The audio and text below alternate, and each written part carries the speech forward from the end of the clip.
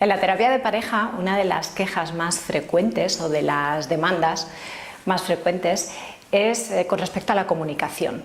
Es decir, lo que me has dicho, lo que me dijiste, es que me hablas mal, es que me hablas así, no me digas eso. Todo esto parece que forma como un amalgama como muy difícil de descifrar, ¿no? Es decir, cómo debemos hablar o cómo nos deben hablar para que nada de esto suceda o para que haya un buen entendimiento en lo que es una relación.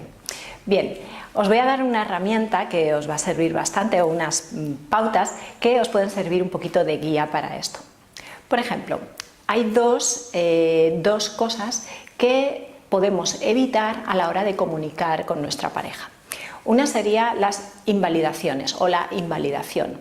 Invalidación es aquello que alguien nos dice que está negando nuestra validez o la sensación de servir para algo, de ser útil, de tener valores con respecto a esa cosa que se esté haciendo. Da igual lo que se esté haciendo, pero en este caso con respecto a la pareja o que nos lo diga nuestra pareja, ¿no?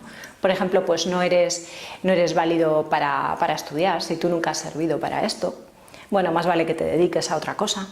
Todo eso son invalidaciones que pueden ser directas o indirectas, que uno las hace muchas veces sin darse cuenta, pero que en realidad está perjudicando el nivel de comunicación con nuestra pareja.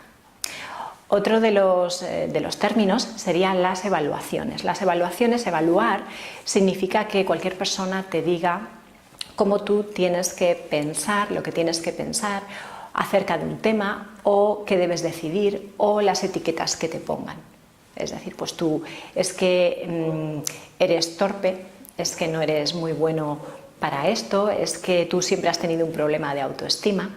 Este tipo de evaluaciones o juicios que se hacen, a veces lo hacemos incluso por querer ayudar, pero lo que sucede es que la persona se introvierte mucho. Se introvierte, empieza a pensar que, bueno, pues igual es cierto esto que me están diciendo, claro, tienen razón, empieza a sentirse mal, incluso físicamente puede llegar a sentirse mal. Y esto crea mucha ruptura en cuanto a comunicación en una pareja. Y en una pareja ha de ser una comunicación más limpia, bueno, en cualquier tipo de relación, pero en una pareja en la que vamos a depositar mucha más confianza debería ser mucho más limpia. Entonces, estos dos términos, si los tenemos en cuenta y evitamos hacer estas cosas, la comunicación va a ser mucho más limpia, mucho más fluida y va a haber menos conflicto.